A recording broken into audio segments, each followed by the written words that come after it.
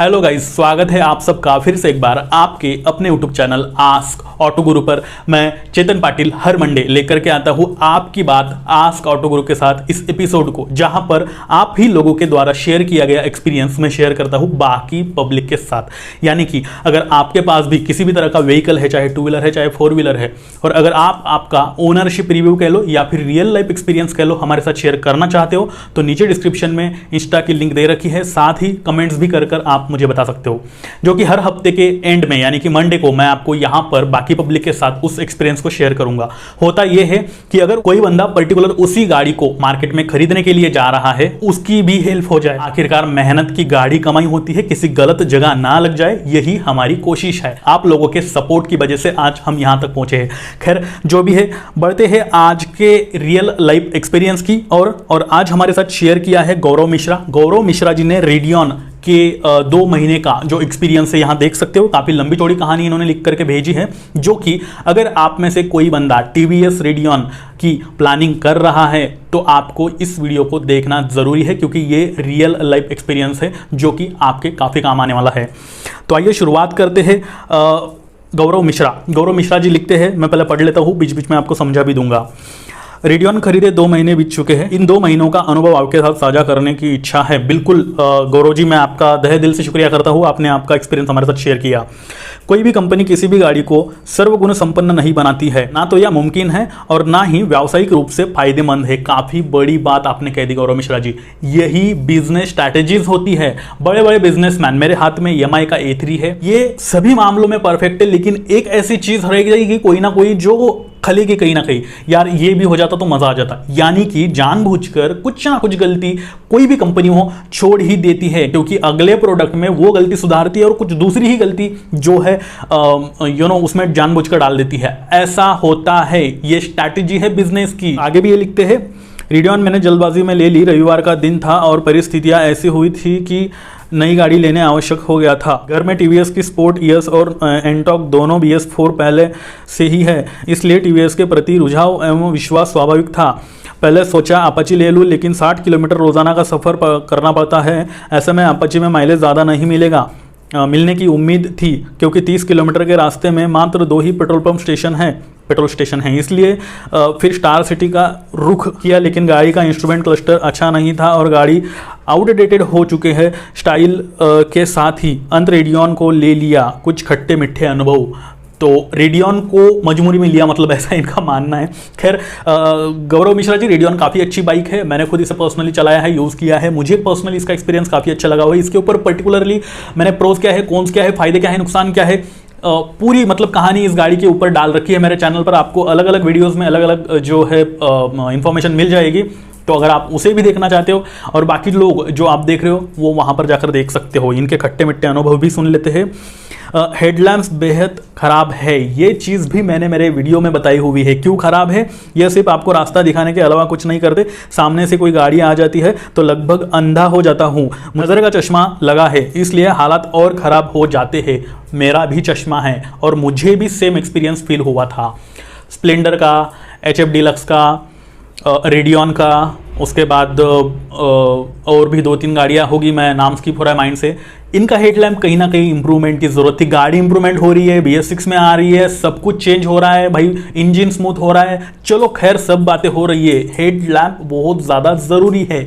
हम आप जैसे अगर ये जो रेडियन है और इसके जैसे और भी गाड़ियाँ हैं, मोस्टली खेतियों में किसान लोग जो है वो यूज़ करते हैं, और वहाँ पे हेडलैम्प का स्ट्रांग होना बहुत ज़्यादा ज़रूरी है। शाम को वहाँ से आते वक्त, कई काम से आप जा रहे हो, आते वक्त थोड़ा हाईवे भी आता है, थोड़ा ख़राब रास्ता भी आता है, तो इस तरह के रास्ते होते हैं। हेडलैम्प का स्ट्रांग होना बेहद ज़रूरी है। किसी का कुछ पर्पज़ होता है, किसी का कुछ और ही पर्पज़ होता है उस हिसाब से। तो उन्होंने दूसरा भी लिखा हुआ है, ब्रेकिंग पावर औसत है। मुझे डिस्क वेरिएंट नहीं मिला। रेडियन के ब्रेक ना तो बेस्ट है ना घटिया। सिचुएशन में था कि इमरजेंसी ब्रेक लगाना ज़रूरी हो गया था। ऐसे में मैंने एक खास बात नोटिस की, यदि पिछले ब्रेक को हल्के से लगाकर पुनः अगले ब्रेक के साथ लगा दिया जाए तो रेडियन आपको गिरने नहीं देती है और कोई भी चक्का फिसलता नहीं है। ये अच्छी चीज़ है। इनका ये कहना है कि अगर आप पिछला ब्रेक दबा दो, फिर छोड़ दो, फिर अगला दबा दो, मतलब दोनों ब्रेक का कहीं ना कहीं थोड़ा बहुत कॉम्बिनेशन अगर आप ले लो रेडियन के साथ तो ये गाड़ी आपको गिरने नहीं देती है। हाई स्पीड में भी, हाई स्पीड यानी कि कितना हो सकता है, 60 हो सकता है, 70 हो सकता है, 75 हो सकता है, उससे ऊपर मत लेके जाना इस गाड़ी को, क्योंकि फिर तो कंट्रोल चाहे कितनी भी स्ट्रांग ब्रेकिंग रही होगा नहीं। बिकॉज ऑफ 110 सीसी सेगमेंट्स की गाड़ियां ऐसी ही होती है, ये कंप्यूटर सेगमेंट्स की गाड़ियां होती है, 60-65 किलोमीटर पर आवर के स्पीड पर चलाने के लिए ही होती है। साथ ही साथ इन्हें सिर्फ सिटी में यूज करने के लिए होती है, ना कि हाईवे पर रेसिंग की तरह दौड़ाने भगाने के लिए, ऐसा नहीं होता है। तो ब्रेकिंग के लिए एक्सपीरियंस इन्होंने लिखा है। आगे इन्होंने लिखा है रेडियन की कई छोटी बड़ी समस्या है, आप पेट्रोल टैंक से 15 सेंटीमीटर पीछे गाड़ी के एकदम बीच में बैठकर कर सकते हैं। जहाँ तक मेरा अनुभव है, इससे गाड़ी की सेंटर ऑफ ग्रेविटी काफ़ी अच्छी हो जाती है, ज़्यादा स्थिर रहती है और कई बार दोनों ब्रेक भी अच्छे रिस्पॉन्स करते हैं। गाड़ी के बीच में बैठो, यानी कि अपना जो फ्यूल टैंक है 15 सेंटीमीटर पीछे, 15 सेंटीमीटर मतलब आप अंदाज़ा लगा सकते हो, थोड़ा बहुत इतना, ये 2 उंगलियाँ ऐसा, थोड़ा पीछे होकर बैठो, यानी कि गाड़ी के सेंटर में बैठो, तो आपका सेंट्रल ग्रेविटी ऑफ वेट जो है गाड़ी अच्छे से संभाल कर चलेगी, स्टेबल चलेगी, हिलेगी नहीं, ब्रेकिंग में भी आपको अच्छा खासा सस्टेन कर लेगी। तो ये चीज़ उन्होंने कही है, काफ़ी अच्छी चीज़ है। ये टेक्निकल चीज़ें होती है, गाड़ी चलाते वक्त आपको सीखनी हुई होती है। जो स्पोर्ट्स सेगमेंट्स की गाड़ियां होती है उनमें जिस तरह से झुककर चलना पड़ता है तो वो उस तरह से बनाई जाती है, और ये कंप्यूटर सेगमेंट्स की गाड़ियां उसी तरह से बनाई जाती है जिस तरह से ये कह रहे हैं। तो काफ़ी अच्छी बात इन्होंने कही है। अगेन फ्यूल इकोनॉमी बेहतरीन है, फ्यूल टैंक में 60 किलोमीटर के हिसाब से 10 दिन का आराम से चल जाती है। 60 किलोमीटर पर आवर का जो पर लीटर का जो माइलेज है वो मिल जाता है। शुरुआत में ये गाड़ी बोरिंग लग सकती है, लेकिन जैसे जैसे आप इसको चलाएंगे आपको पसंद आती जाएगी। ज़्यादा लिख दिया हो तो क्षमा प्रार्थी हूँ, धन्यवाद। भाई क्षमा प्रार्थी क्यों हो गौरव मिश्रा जी, आपने काफ़ी अच्छा एक्सपीरियंस आपका हमारे साथ शेयर किया हुआ है। अब मेरा ओपिनियन क्या कहता है इस गाड़ी से रिलेटेड। गाड़ी में बिल्ड क्वालिटी काफ़ी अच्छी लगी हुई है। इसमें जितने भी स्पेयर पार्ट और मटेरियल है, चाहे प्लास्टिक मटेरियल हो या फिर जो आपका steel material, iron material, aluminium, जितना भी है काफ़ी अच्छी क्वालिटी का है। आफ्टर ऑल स्प्लेंडर को बीट करने के लिए इसे बनाया गया था, नंबर 1। नंबर 2, इसका स्पीड मिनिमम ही रखना, यानी कि 60, 65, 70 इनफ है। वैसे गाड़ी जाती है 80, 90, 95 तक भी कुछ बंदे लेकर के गए हैं, लेकिन मैं रिकमेंड करूंगा ऐसा मत करना। फ्यूल इकोनॉमी काफ़ी अच्छी मिलेगी आपको, ये लॉन्ग टाइम सस्टेन करेगी।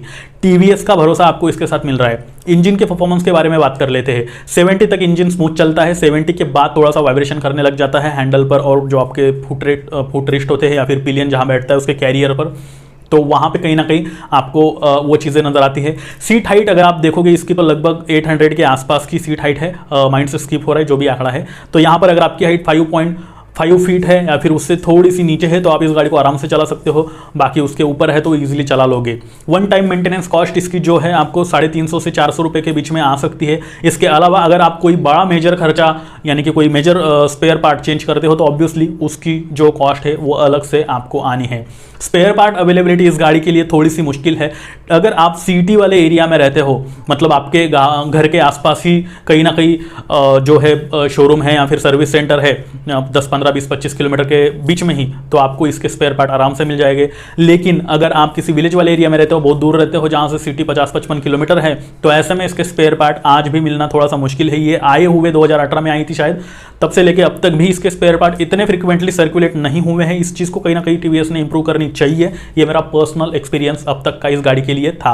अब मैं आप लोगों से भी गुजारिश करूंगा कि इसी तरह से अगर आप भी आपका रियल लाइफ एक्सपीरियंस या फिर ओनरशिप रिव्यू हमारे साथ शेयर करना चाहते हो तो अगेन नीचे इंस्टाग्राम की लिंक दे रखी है डिस्क्रिप्शन में, वहां पर पहले फॉलो कर लो और फिर लिखकर भेजो। साथ ही साथ जो आपकी कमेंट है वहां पर भी जाकर आप मुझे कमेंट बॉक्स में भेज सकते हो, क्योंकि यही कोशिश है कि किसी और की मदद हो जाए आपके थ्रू। मैं तो बस एक जरिया हूं, एक मीडिएटर हूं। अब अगर आप चाहते हो कि आपके कार और बाइक से रिलेटेड सभी सवालों के जवाब, इनफैक्ट सभी प्रॉब्लम्स के सॉल्यूशन आपको एक ही जगह पे अवेलेबल हो जाए, ऐसा आपको लगता है तो ये चैनल सिर्फ आपके लिए है, इसे सब्सक्राइब करना ना भूले। साथ ही अगर अभी भी आपने मुझे इंस्टा, ट्विटर, फेसबुक पर फॉलो नहीं कर रखा है तो वहां पर जाकर आप मुझे फॉलो करके आपकी दुविधाएं पूछ सकते हो। अब मैं चेतन पाटिल लेता हूं आपसे विदा और फिर से मिलता हूं ऐसे ही किसी नए इंटरेस्टिंग वीडियो के साथ। तब तक के लिए नमस्कार।